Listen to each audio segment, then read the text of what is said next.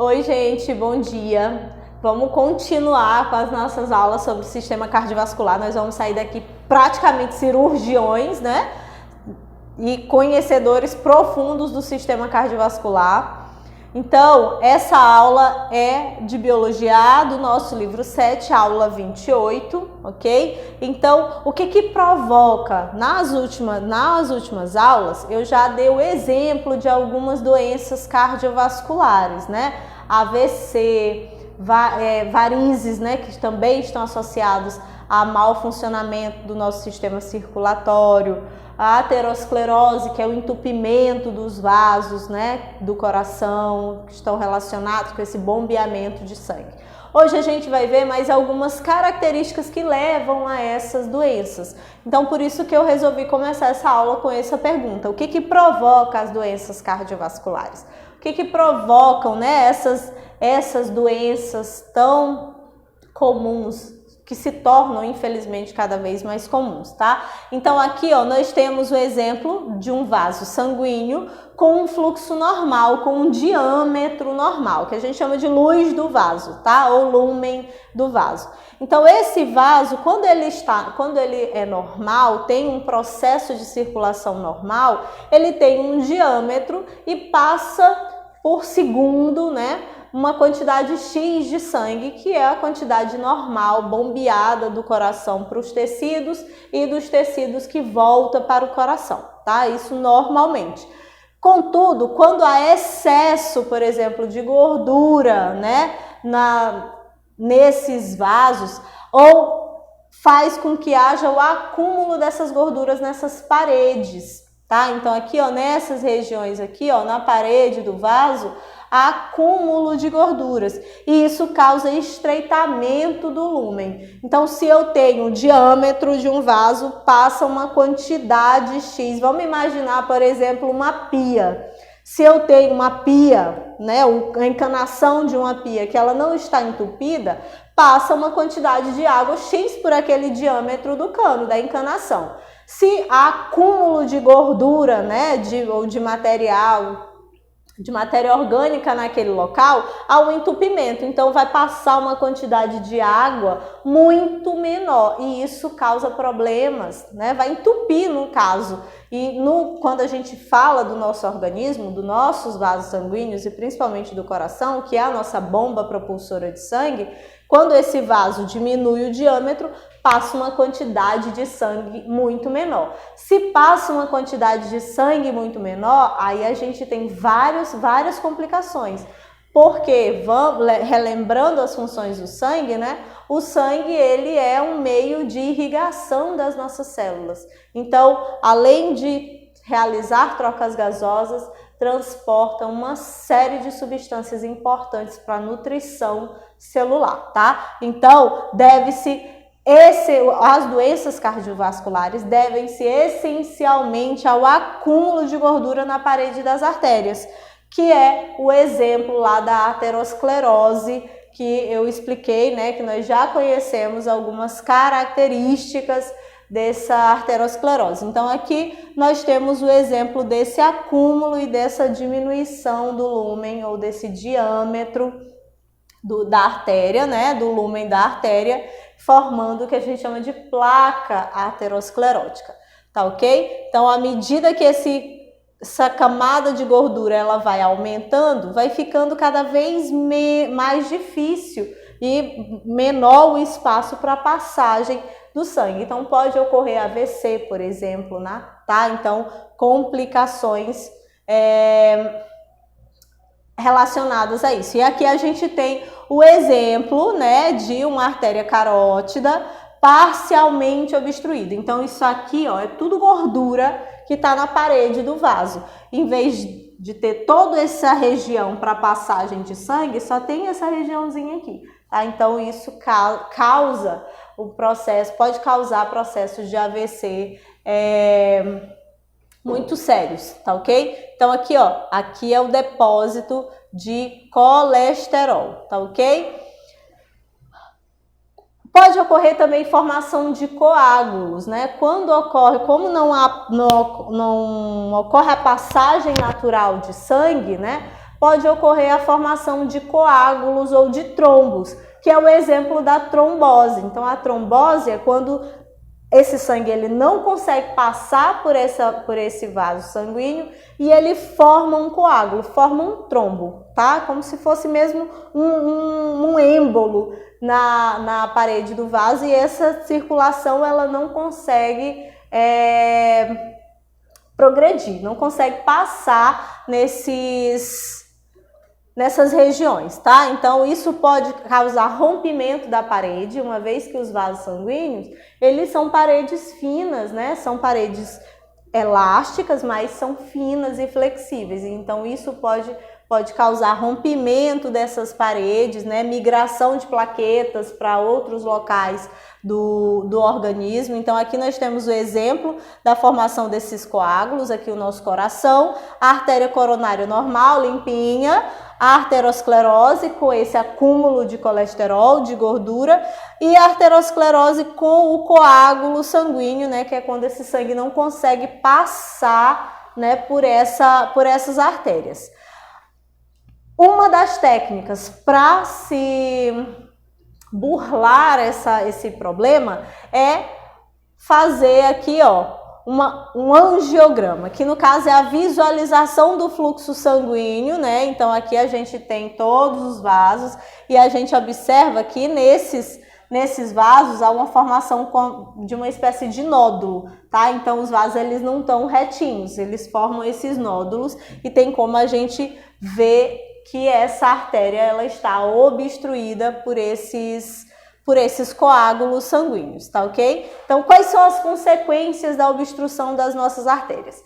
Se o fornecimento de O2 for insuficiente para as necessidades dos tecidos, uma vez que o sangue ele é o principal meio de trocas gasosas, né, através da hemoglobina, então se o oxigênio ele não chega numa certa quantidade adequada para as nossas células, né, pode ocorrer dores fortes, né, que é uma das características vamos dizer assim, de um pré-infarto, tá? Que a gente chama de angina de peito, ou a morte celular ou a necrose, tá? Que é o infarto do miocárdio. O que significa isso? Como o sangue ele não circula até essa região aqui, por exemplo, não há nutrição, não há irrigação das células dessa região. Se não há irrigação, as células vão morrer por falta de nutrição, certo? Então, ocasiona o infarto do miocárdio. No caso da trombose, acontece a mesma coisa. Como o sangue ele não circula até as porções, todas as células da perna, por exemplo, né? Também essa célula ela morre por falta de nutrição, de irrigação, e aí entra em processo de necrose. Em casos mais extremos, há necessidade inclusive de amputar o membro, tá ok? Então, tem todas essas características. A isquemia, infarto, necrose, embolia, aneurisma, tudo isso é consequência de entupimento de vasos. E o que é cada um deles, tá? Então, a isquemia é a obstrução parcial da artéria, que vai levar irrigação insuficiente para os tecidos, que é o que vai dar origem à dor no peito. O infarto ou necrose é quando esses tecidos, eles, por falta de irrigação, eles morrem, né? Porque quando há obstrução total desses vasos, que é o exemplo da trombose e do infarto de miocárdio. A embolia é quando há uma fragmentação dessa placa e que esses pedaços fragmentados, eles vão viajar, entre aspas, né, pela corrente sanguínea, podendo obstruir outras artérias. Exemplo disso é a embolia cerebral, tá? Que é um dos casos típicos de isquemia, de AVC cerebral, tá? E o aneurisma é quando essa placa, ela vai fragilizar, a placa de gordura, ela vai fragilizar as artérias e vão distender essas artérias, levando-as possivelmente a uma ruptura, que é o exemplo também do aneurisma cerebral, tá? Então causa aqueles coágulos mesmo no cérebro e pode gerar perda de função, né? Então geralmente quando a pessoa tem um aneurisma cerebral, dependendo do local, né, no cérebro onde forma esse coágulo, pode perder movimentação, pode perder fala, pode perder visão, tá? Então, são exemplos bem típicos de sequelas originadas por essas consequências de entupimentos de artérias, tá? Então, aqui a gente tem alguns exemplos, né? Então, doenças que são provocadas e quais as artérias que são afetadas, tá? Então, por exemplo, a artéria aorta pode dar origem a aneurismas, embolias cerebrais. E uma das características importantes é que a gente tem que pensar que todas essas doenças cardiovasculares, todas as doenças do nosso organismo, né, como um todo, nós temos como eu posso falar, não é meios, fugiu a palavra, peraí, um tempo para a professora se lembrar da palavra que ela quer falar. Nós temos fatores de risco, isso que eu quero falar. Nós temos fatores de riscos internos ou endógenos e externos ou exógenos. O que são esses fatores de risco? Internos estão relacionados muito com a genética, né? Com a nossa característica genética. E os exógenos ou os externos estão relacionados principalmente com hábitos de vida, então hábitos alimentares, sedentarismo, consumo de substâncias químicas, né? O fumo, a bebida, outro fator de risco, o fator externo, muito relacionado a essas doenças do nosso metabolismo, não só as doenças do coração, mas no geral, né? Estão radiação, por exemplo, como é o caso do câncer, tá? Então, quando a gente vai colocar numa balança esses fatores externos e fatores internos, os fatores externos, eles pesam muito mais do que os fatores internos. Por exemplo, doenças relacionadas ao câncer, né?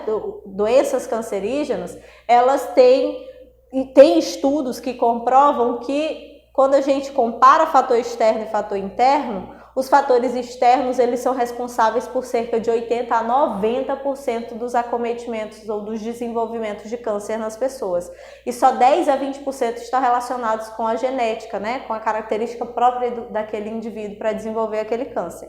E essas doenças, principalmente doenças do coração, também estão muito nessa vibe aí, nesse meio, tá? Então, os fatores externos, qualidade de vida, alimentação, sedentarismo, né? Influenciam muito mais do que a própria condição genética da pessoa, tá ok? Então, quais são os tratamentos para essas doenças cardiovasculares? No caso, a angioplastia, os fatores de risco e as prevenções. Então, a angioplastia ou stent é uma técnica simples, antiga já também, né? Não é uma técnica recente, em que a gente tem aqui, ó, o vaso com a placa arteriosclerótica, né? Com essa camada de gordura. Então, o médico introduz esse extend, né? Que é como se fosse um balão ou como se fosse uma molinha que vai ampliar a luz desse vaso. Tá? Então, quando ele amplia a luz do vaso, aqui ó, o balão quando ele é insuflado, então ele aumenta esse diâmetro e permite uma passagem maior de sangue, ele desobstrui essa via de passagem sanguínea, tá? Então aqui ó, nós temos o exemplo de uma artéria coronária, artéria, eita meu Deus, mas que hoje tá difícil essa aula, hein? Coronária, tá? Antes de colocar o extend, então aqui ó, entupidinha, e aqui depois de colocar o extend, ó, que aí ele expande o diâmetro dessa artéria. Os fatores de risco: hipertensão arterial, colesterol elevado, má alimentação, uso de tabaco, estresse, vida sedentária, diabetes, obesidade. Aí a gente tem uma infinidade de fatores de risco, tá? A idade também e o sexo e a hereditariedade. Ó, reparem que a hereditariedade ela tá lá embaixo. Então os fatores genéticos são os últimos a serem considerados, tá? Qualidade de vida e todas as outras características relacionadas a isso estão muito mais voltadas, né, relacionadas com essas doenças cardiovasculares do que a genética, tá? Então a gente tem que se alimentar bem, né? Evitar aí, ó, para quem gosta de sal, para quem tá quase virando aí um bovino comendo sal puro, né? Evitar o excesso de sal para controlar a pressão sanguínea, né? Se alimentar bem, ter uma alimentação saudável para também ter um controle de triglicerídeos, controle de colesterol, né? E da diabetes, evitar açúcares e evitar todos os alimentos que possam se transformar em glicose elevada em nosso organismo. Esse nosso slide aqui, na realidade, ele se resume, todos esses fatores de risco aqui, eles se resumem a uma boa alimentação. Então, é aquela velha frase, a gente é o que a gente come, tá? Então, ao longo da vida, outro dia minha mãe estava perguntando assim, por que geralmente idoso tem doença cardíaca, tem colesterol alto, tem diabetes, é a vida inteira comendo mal, comendo errado, né? Então, é um acúmulo ao longo da vida, então o organismo da gente também tem um prazo de validade, né?